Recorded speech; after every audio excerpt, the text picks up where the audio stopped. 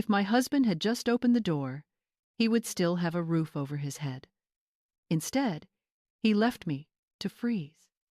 Watch what happens when the police arrive and find out that my grandma is actually his landlord.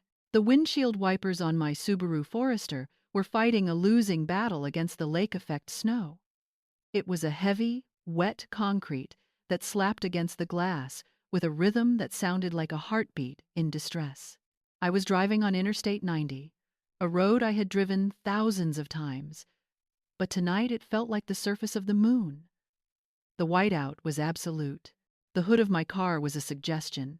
The taillights of the truck in front of me were ghosts, and the speedometer read 5 miles per hour. My name is Sarah Bennett. I am 32 years old, and I am an emergency room nurse at Buffalo General. I had just finished a 14-hour double shift. My feet were swollen inside my compression socks. My hands smelled of antiseptic soap and latex. My back ached with a dull, throbbing persistence that reminded me I had spent the last half-day lifting patients, stitching wounds, and holding the hands of people who were terrified they might not see the morning. I was exhausted. My body was empty, but as I gripped the steering wheel, my knuckles turning white, I realized something terrifying. I was not afraid of the storm. I was born in Buffalo. I know that snow is just water with an attitude problem. I know how to steer into a skid. I know how to feather the brakes. I was afraid of the dashboard clock. It glowed a pale, accusatory green. 7:12 in the evening. I was supposed to be home at 7 o'clock. My stomach twisted. It was a visceral, physical reaction, sharper than the hunger I should have felt after missing lunch. Todd would be watching the clock. Todd is my husband. He does not work a shift. He does not commute. 2 years ago, he quit his job as a mid-level marketing associate to become a, quote, full-time day trader, unquote. He spends his days in the guest bedroom of our Victorian home, staring at 3 monitors, drawing lines on charts, and talking about cryptocurrency and market volatility. He calls it high-level financial strategy. I call it gambling with the money I earn, stitching up drunks on Friday nights. I pressed my foot down on the accelerator, just a fraction of an inch. The car shimmied on the black ice. I eased off. Please. I whispered to the empty car. Please, let him be in a good mood. Please, let the market have been up today. But I knew the market was down. I had heard the orderlies talking about it in the break room. I exited the highway onto Elmwood Avenue. The streetlights were halos in the swirling snow. The plow trucks had not been through yet. My Subaru plowed through a drift, the undercarriage scraping loudly. I pulled into the driveway of number 422. It is a beautiful house. A Queen Anne Victorian with a wraparound porch, gingerbread trim, and a turret. It was my dream house. Todd had bought it for us 3 years ago as a surprise. He told me he had made a killing on a tech stock and paid the down payment in cash. He told me the mortgage was in his name because he wanted to take care of me. He wanted me to feel like a princess. Now, 3 years later, I did not feel like a princess. I felt like a tenant who was constantly one minor infraction away from eviction. The driveway was unplowed. Of course it was. Todd did not shovel. He said his hands were his livelihood, and he could not risk carpal tunnel syndrome from manual labor. I turned off the engine.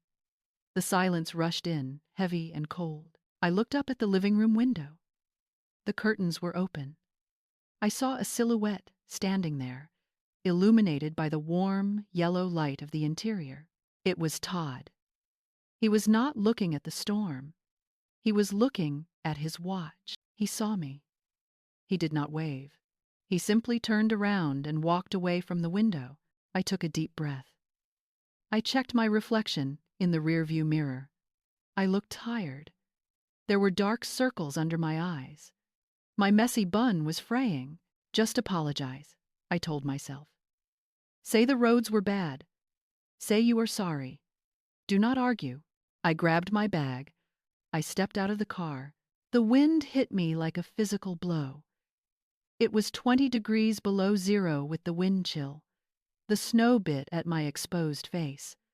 I was wearing my scrubs and a thin fleece jacket because the hospital was always overheated, and I had run out to the car thinking I would be home in 20 minutes.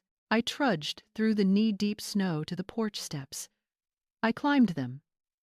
I unlocked the front door. The warmth of the house washed over me. It smelled of cedar and the expensive coffee Todd imported from Italy. It smelled of safety, but safety is an illusion when you live with a man who keeps a ledger of your mistakes. Todd was sitting in the leather armchair in the living room. He was wearing his noise-canceling headphones around his neck and a cashmere sweater I had bought him for his birthday. He was scrolling on his tablet. He did not look up when I closed the door. "I am so sorry, Todd," I said, kicking off my snowy boots on the mat. He swiped a finger across his tablet. He took a sip of his sparkling water. 7:18, he said. His voice was calm, detached. It was the voice of a disappointed parent. "You are 18 minutes late, Sarah." "I know," I said. Hanging up my coat, I tried to call, but my battery died halfway home. It was a double shift. We had a multi-car pileup come in at 4 o'clock. It was chaos. "Chaos!" he repeated. He finally looked up. His eyes were cool and blue, lacking any trace of warmth. "Chaos is a lack of discipline, Sarah. I deal with chaos in the markets every day. Billions of dollars moving in milliseconds. Do you know how I handle it? Precision. Punctuality. If I am 18 minutes late to a trade, we lose the house. It is that simple." "I'm sorry," I said again. I walked toward the kitchen. "I am going to make soup. Are you hungry? Did you get it?" he asked. I stopped. My hand froze on the strap of my bag. "Get what?" I asked, though a sinking feeling in my gut told me I had forgotten something vital. "The protein powder," Todd said. "The whey isolate. Chocolate peanut butter. I texted you at noon. I told you I was out." My mind raced back to noon. Noon was when the trauma bay doors had burst open and a teenager with a collapsed lung had been wheeled in. I had spent the next 3 hours manually bagging him until the ventilator was free. I had not looked at my phone until 4 o'clock, and by then, the text was buried under messages from the charge nurse. "Oh, Todd," I whispered. I did not see it. I was in trauma. And honestly, I could not have stopped anyway. Everything is closed. The city has declared a driving ban." Todd stood up. He set the tablet down on the side table with a deliberate, heavy click. "You forgot," he said. "I did not forget on purpose," I pleaded. "I was saving lives, Todd. Literally." He let out a short, sharp laugh. "Oh, here we go. The St. Sarah routine. You put Band-Aids on drunks, Sarah. Do not act like you are storming the beaches of Normandy. I asked you for one thing, one simple thing to support my regimen. My body is my temple. I need fuel to keep my mind sharp so I can pay for this house you are standing in." He walked toward me. He loomed over me. He was 6 feet tall, fit, manicured. I was 5'4", shrinking in my scrubs. "Do you know what the mental load is like?" he asked, poking a finger toward my chest. "Do you know the stress of carrying our financial future? All I ask is that you handle the logistics, the groceries, the errands, and you cannot even do that. You are disorganized. You are sloppy." "I am tired," I said, my voice trembling. "I have been awake for 20 hours. "We are all tired," he shouted. The sudden volume made me flinch. "You think I sit here playing games? I am analyzing trends. I am building wealth. And you disrespect me by ignoring my basic needs." He stands there in a warm house, wearing cashmere, screaming at a nurse who just spent 14 hours cleaning blood off the floor. He thinks his protein shake is more important than her survival. He thinks his comfort is the only thing that matters in the universe. If you have ever known someone so self-absorbed that they would lecture a drowning person on their swimming technique, hit that subscribe button right now. We are about to teach him a lesson he will never forget. He turned away from me, running a hand through his hair. He paced the room. "I cannot believe this," he muttered. "Now my macros are going to be off for the whole week. It is a domino effect, Sarah. One mistake ruins the sequence." He stopped at the window. He looked out at the storm. "The plow guy did not come either," he said. "Useless. Everyone is useless today." He turned back to me. His eyes narrowed. A new thought had occurred to him. A cruel thought. "Did you check the mail?" he asked. "No," I said. "I just wanted to get inside." "I am expecting a check," he said. "From the brokerage. A dividend payout. It is substantial. It should have been delivered today." "Todd, the mail carriers probably stopped running hours ago," I said. "It is a blizzard." "Go check," he said. "Now?" I asked. "Todd, I just took my boots off. It is freezing out there. It will take you 30 seconds, he said. "The mailbox is at the end of the porch. Just step out and check. If that check is sitting in the box, it could get wet. It could freeze. I need to deposit it via the app tonight before the quarter closes. Can't it wait until morning?" "No," he said. "It cannot wait. Go check. Show me you can do one thing right today." I looked at him. I wanted to scream. I wanted to tell him to get his own mail, but I was too tired to fight. I just wanted the lecture to end.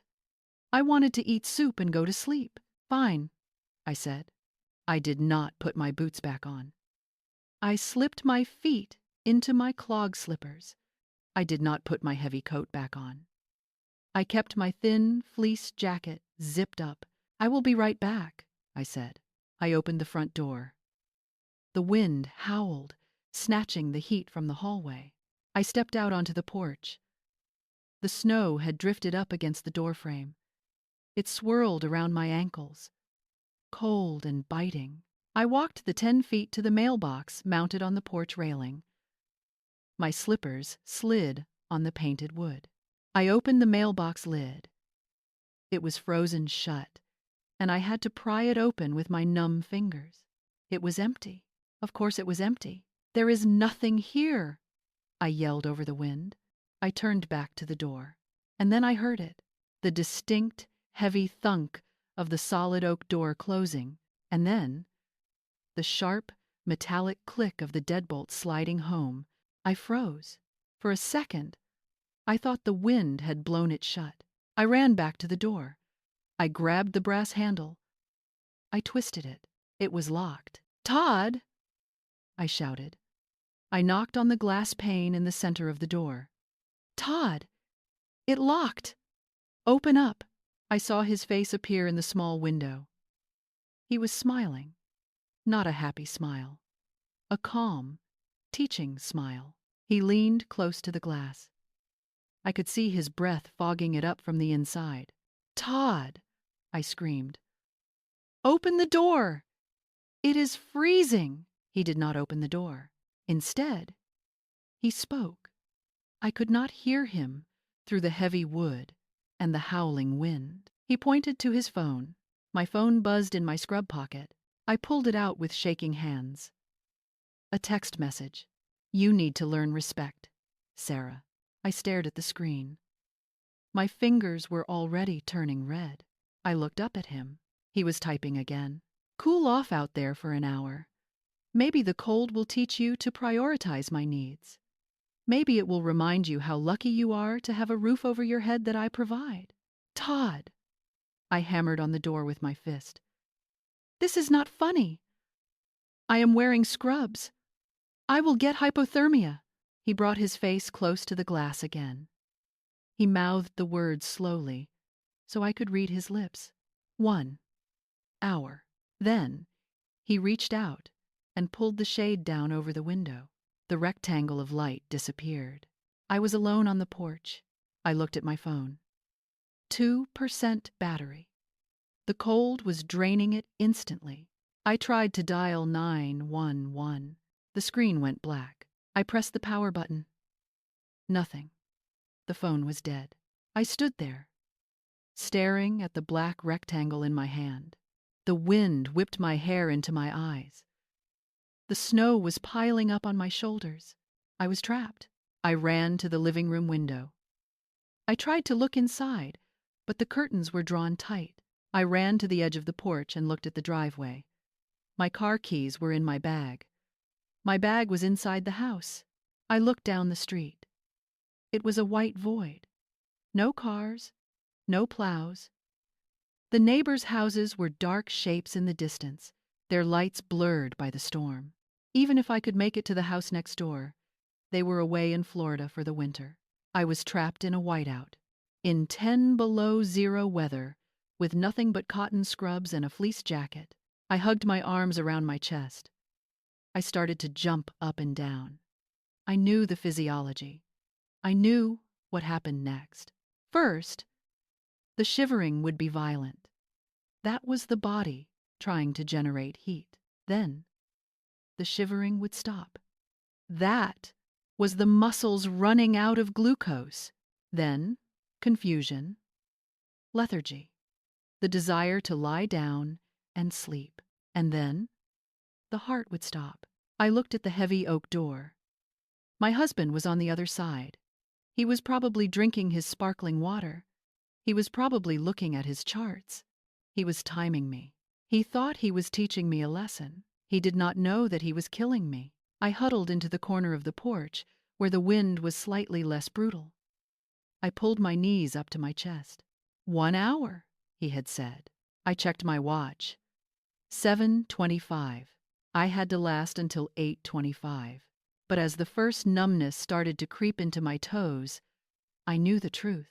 I wasn't going to last an hour. I closed my eyes, and I prayed. Not for Todd to change his mind. I knew he wouldn't. Narcissists do not feel mercy. They only feel power. I prayed for a miracle. And in Buffalo, during a blizzard, miracles are harder to find than a snowplow. The cold does not hurt at first. It stings, yes, but the real pain comes later. In the beginning, it is just a frantic, screaming alarm from your nervous system. But after 10 minutes, the alarm stops. The nerves in your fingers and toes go silent. They simply give up. I was huddled in the corner of the porch, wedged between the railing and the siding of the house. My knees were pulled up to my chin. My hands were tucked into my armpits. My teeth had stopped chattering. That was a bad sign. I stared at the snow swirling around the porch light. It looked beautiful, like diamond dust. I felt a strange, drowsy heaviness settling over me. I remembered reading in nursing school about the paradoxical undressing phenomenon, where hypothermia victims suddenly feel incredibly hot right before they die, and they strip off their clothes. I did not feel hot yet, but I felt peaceful. Just close your eyes, a voice in my head whispered. Just for a minute. Todd will open the door soon. He has to. I closed my eyes, and then I heard a sound. It was not the wind. It was a low, guttural roar, a mechanical growl that vibrated through the floorboards of the porch. I opened my eyes. Through the whiteout, 2 beams of yellow light cut through the darkness like lasers. They were high off the ground, too high for a sedan, too high for an ambulance. The roar got louder. A massive, dark shape turned off Elmwood Avenue. It did not slow down for the snowbank at the end of the driveway. It accelerated. Crash, metal hit ice. A spray of white powder exploded into the air, flying 20 feet high. A Ford F-250 Super Duty pickup truck plowed through the drift Todd had refused to shovel. It smashed through the snow like it was cotton candy. The truck had a heavy-duty steel plow blade on the front and a salt spreader on the back. It roared up the driveway, stopping inches from my bumper. The driver's door opened. A boot hit the ground. Then, a figure stepped out. She was 5 feet 2 inches tall. She was wearing a canvas Carhartt jacket that had seen 20 winters. On her head was a knitted cap pulled low. In her mouth, unlit but chewed aggressively, was a cigar. Rose O'Malley, my grandmother. She was 78 years old. She was a retired union representative for the steel mills in Lackawanna. She had negotiated contracts with men who threatened to break her legs. She had stood on picket lines in blizzards worse than this. She looked at the house. She looked at the dark window. Then she looked at the porch. She saw me. "Sarah!" Her voice was not a scream. It was a command. It cut through the wind. I tried to stand up. My legs wouldn't work. Rose did not run. She marched. She trudged through the snow, kicking it aside. She walked up the porch steps. She grabbed me by the shoulders. Her grip was iron. "Easy, baby girl," she said. She pulled a heavy wool blanket from under her arm and wrapped it around me. It smelled of diesel and peppermint. "I got you! I got you!" She rubbed my arms vigorously. "Look at me. Can you feel your nose?" "Cold," I stammered. "So cold." "I know," she said. Her eyes narrowed. She looked at the front door. She looked at the deadbolt. "He locked it?" she asked. I nodded. Rose O'Malley turned toward the door. I had seen her angry before. I had seen her angry when the pension fund was cut. I had seen her angry when the Bills lost the Super Bowl. But I had never seen her look like this. This was not anger. This was an execution order. She walked to the door. She did not knock. She pounded on the wood with the flat of her fist.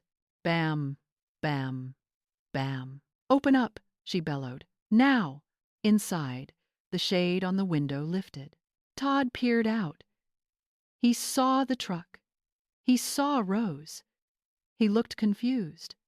He probably thought it was a delivery, or maybe he thought I had called for help, though he knew my phone was dead. He opened the door. He stood there in the warm hallway, holding his sparkling water. He looked annoyed. "Rose?" he asked. "What are you doing here?" "It is a blizzard. You should be off the roads." Then he looked at me, wrapped in the blanket, shivering against Rose's side. "Sarah," he said, his voice dropping to a fake whisper of concern. "What are you doing? I told you to wait. It hasn't been an hour. You have no discipline." Rose stepped forward. She pushed Todd. It wasn't a gentle push. It was a shove. She placed her gloved hand on his cashmere chest and drove him back 3 feet into the foyer. "Get out of my way," she growled. "Hey!" Todd shouted, catching his balance against the wall. "Do not touch me. You can't just barge in here." Rose guided me inside. The warmth of the hallway hit me, and my skin began to sting as the blood rushed back to the surface. "Shut the door, Sarah," Rose said. I closed the door. I leaned against it, sliding down to the floor. I couldn't stand anymore. Todd was furious. His face was turning red. He smoothed his sweater. "This is unbelievable," he spat. "You people, no boundaries. Rose, I appreciate that you brought her a blanket or whatever, but this is a private matter between a husband and wife." I was teaching her a lesson about respect. "A lesson?" Rose repeated. She took the cigar out of her mouth. She stared at him. "Yes," Todd said, puffing out his chest. "She was late. She forgot my supplies. In this house we have standards. I bought this house to be a sanctuary of order, and she treats it like a dormitory." He pointed a finger at Rose. "Now, I am going to ask you to leave. You are trespassing. Get off my property before I call the police." Rose did not move. She did not blink. "Your property?" she asked softly. Yes, my property, Todd yelled. I paid cash for this place. I bought it with my crypto earnings 3 years ago. I let you visit, Rose. But do not forget who holds the deed. He stands there, shouting about his ownership, shouting about his rights, while his wife sits on the floor, freezing to death. He thinks that because he signed a piece of paper or thinks he did, he has the right to be a monster. But there is a difference between a tenant and an owner. If you want to see this bully get the eviction of a lifetime, hit that subscribe button right now. Rose reached into her pocket.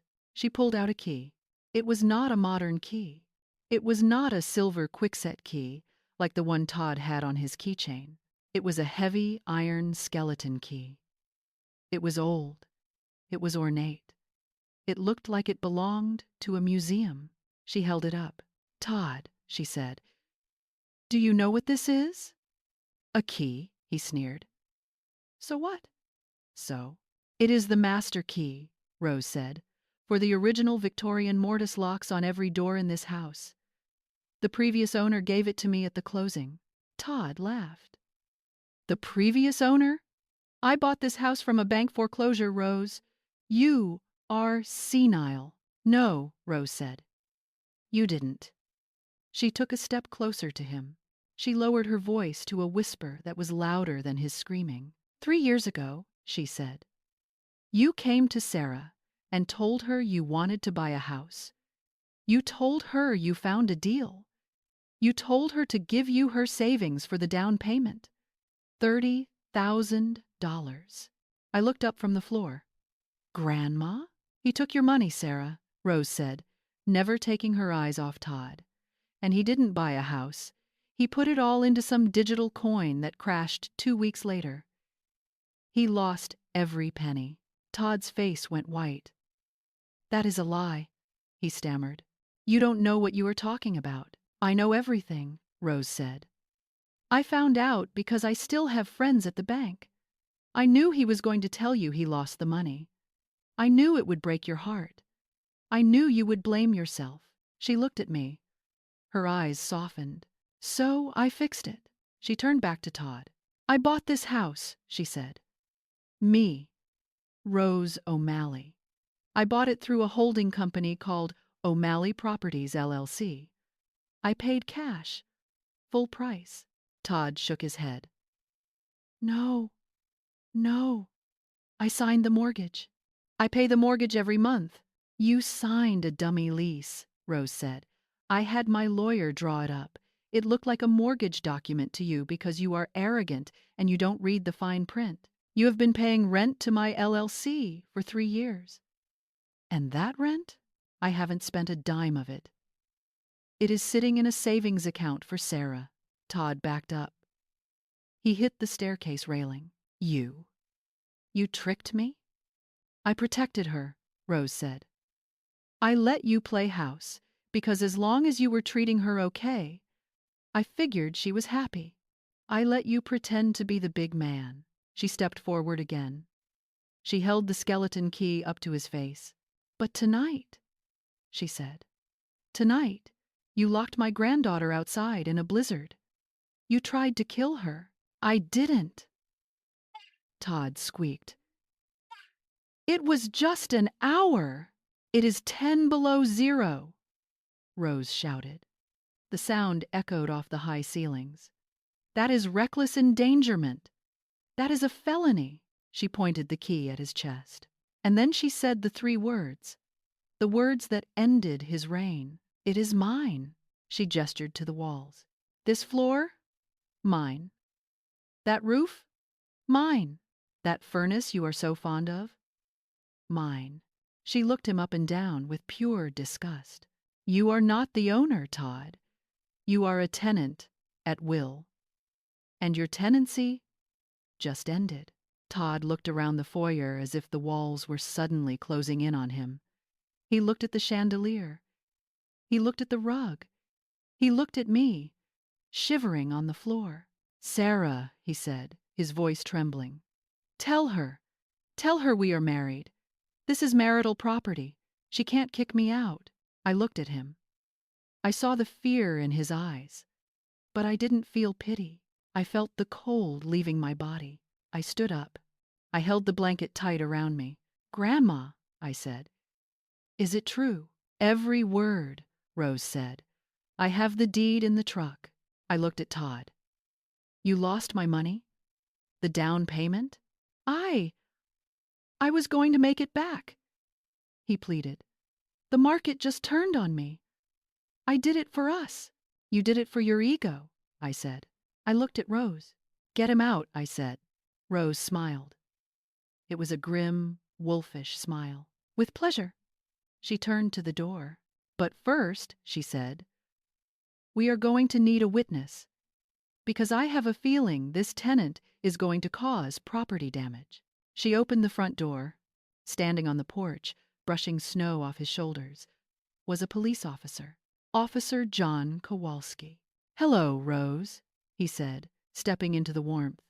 "I saw the truck. I saw the tracks. I figured there might be a situation." "Hello, Johnny," Rose said. "You are just in time." She pointed at Todd. "I would like to report a trespasser."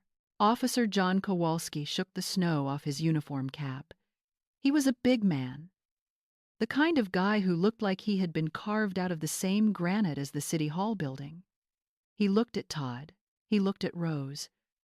And then he looked at me, sitting on the floor wrapped in a wool blanket, my skin still mottled and pale from the cold. "Reckless endangerment," Kowalski said. His voice was deep and flat. "In the first degree, creating a grave risk of death to another person." He unclipped the radio from his shoulder. "Todd," he said, "you want to tell me why your wife looks like she just came off an Everest expedition while you are wearing a sweater that costs more than my first car?" Todd sputtered. He tried to straighten his posture, to regain the dominance he had held over me for years. "But it is hard to look dominant when your grandmother-in-law has just physically shoved you, and a police officer is looking at you like you are something he stepped in." "Officer," Todd said, putting on his best reasonable guy voice, "this is a domestic misunderstanding. My wife, she was hysterical. I sent her outside to cool off. It was a time out. Like you give a child." "A time out?" Kowalski repeated. He looked at the window, where the blizzard was currently rattling the panes. "In a whiteout? At 10 below zero? I was watching her." Todd lied. "I was going to let her in." He locked the deadbolt. Rose said. She was leaning against the doorframe, relighting her cigar. And he turned the lights off. "I saw it from the driveway." Kowalski turned back to Todd. His hand rested near his handcuffs. "That sounds less like a timeout and more like attempted manslaughter, Todd." Todd's eyes darted around the room. He realized the reasonable guy act wasn't working. So he switched to the victim act. "You cannot be here," Todd said, pointing at Rose. "She is trespassing. This is my house. I want her removed. I want you to do your job, officer, and remove this intruder from my property." Rose laughed. It was a dry, raspy sound. "Johnny," Rose said to the officer, "would you like to see the paperwork?" "I would love to see the paperwork, Rose," Kowalski said. Rose reached into the inside pocket of her Carhartt jacket. She pulled out a folded sheaf of papers. She handed them to Kowalski. "Warranty deed," Rose recited as Kowalski flipped through them. "Dated October 14th, 2021. Owner of record, O'Malley Properties, Limited Liability Company. Sole member, Rose O'Malley." She pointed to the next page. "Residential lease agreement, month-to-month tenancy. Clause 4, Section C. Tenancy may be terminated by the landlord at any time, for any reason, with or without notice, in the event of criminal activity on the premises." Kowalski read the document. He nodded slowly. "Looks legal to me," Kowalski said. "Todd, you signed this?" I thought it was mortgage paperwork," Todd shouted. "She tricked me. It was a stack of papers. I just signed where she told me to." "You signed a lease," Kowalski said, "which means you are a tenant. And according to this nice lady, and the fact that you just tried to freeze your wife to death, your lease is up." Todd backed away. "This is insane. You cannot kick me out in a blizzard. I have rights, squatters' rights, tenants' rights." "You have the right to remain silent," Kowalski said. "And frankly, I suggest you use it." Kowalski stepped closer to Todd. The air in the room seemed to get heavier. "Here is the situation, Todd. I can arrest you right now. I can cuff you, drag you out to my cruiser, and book you for felony reckless endangerment. You will spend the weekend in central booking, and let me tell you, the heating in central booking is broken right now. It is very cold." Todd swallowed hard. "Or," Kowalski continued, "you can accept that your landlord has terminated your lease, effective immediately. You can pack a bag. You can get in your car. And you can leave. If you leave now, I will file the report, but I won't arrest you tonight. I will let the district attorney decide what to do with you on Monday." Todd looked at the door. He looked at the snow swirling outside. "My car is buried," he whispered. "I can't get out." "That sounds like a you problem," Rose said. "There is a shovel in the garage." "Oh, wait. No, there isn't. Because you refused to buy one. You said manual labor was for peasants." Todd looked at me. He looked at me with those cold blue eyes that used to make me feel so small. "Sarah," he said, "are you going to let them do this? I am your husband. We are a team. Tell them to stop. Tell them it was a joke." I stood up. The wool blanket was heavy on my shoulders, but my legs felt strong. I looked at the man who had tracked my mileage, the man who had screamed at me over protein powder, the man who had watched me freeze. "It wasn't a joke, Todd," I said. "It was a lesson. Isn't that what you said?" "Sarah, please," he begged. "Where am I supposed to go?" "I don't care," I said. "He stands there, begging for the compassion he refused to give me 10 minutes ago. He wants mercy, but he only deals in cruelty. It is amazing how quickly a bully crumbles when they lose their power.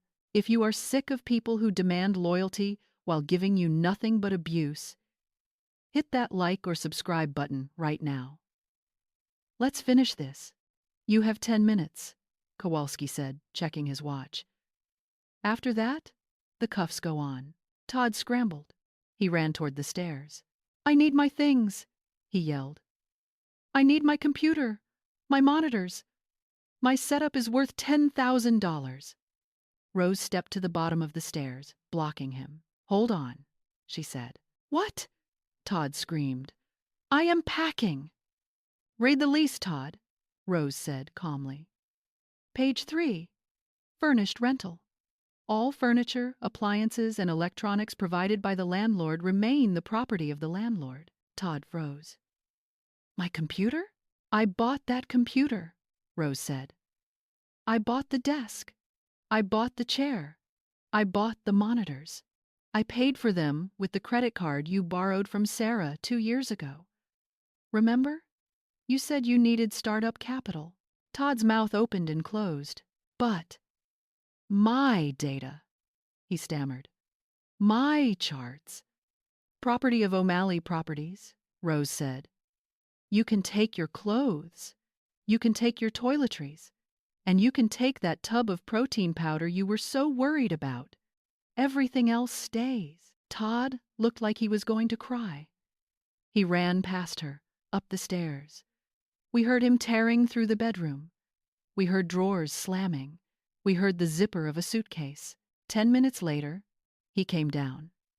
He was wearing his heavy winter coat, now a Canada Goose parka that cost $1,000. He was dragging a rolling suitcase. He was clutching his plastic tub of chocolate whey isolate to his chest like a teddy bear. He stopped at the door. He looked at me one last time. "You will regret this," he hissed. You are nothing without me, Sarah. You are a disorganized mess. You will lose this house in a month. You don't know how to handle finances. Get out, I said. Kowalski opened the door. The wind howled. The snow was falling harder now. Todd stepped out onto the porch. He slipped on the ice immediately, flailing his arms, nearly dropping his protein powder. He caught himself on the railing. He looked at the driveway. His BMW sedan was gone. It was just a white mound in the darkness, a lump of snow that looked like an igloo. He turned back to us. "How am I supposed to leave?" he shrieked. "I can't drive that." "Better start digging," Rose said. "With what?"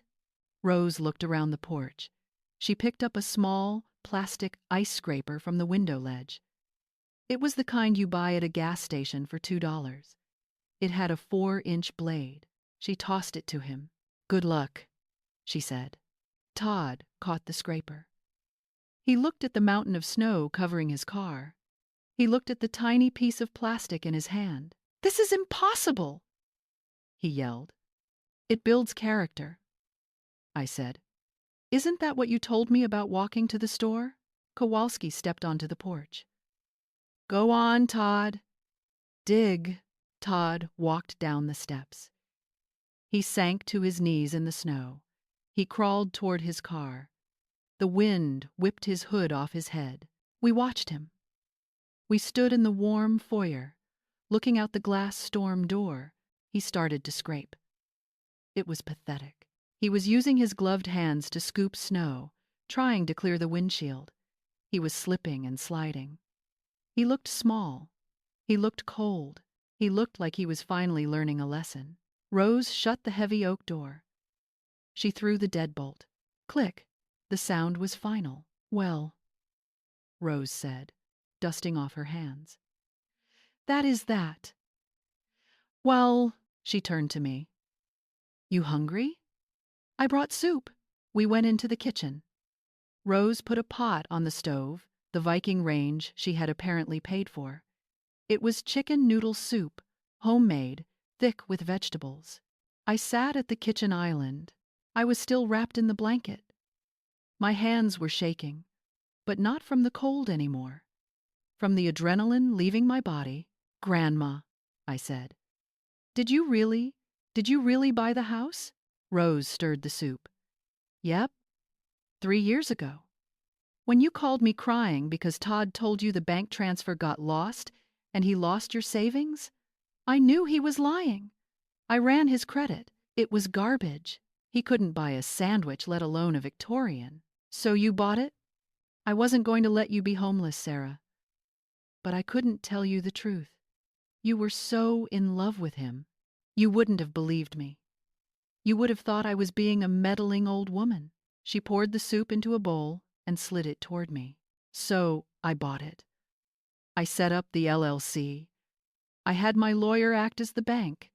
Todd thought he was sending mortgage payments to a lender. He was sending them to me." I stared at the soup. "So the money, the rent he paid, it's gone?"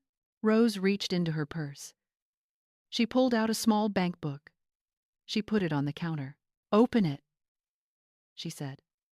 I opened the book. It was a savings account ledger.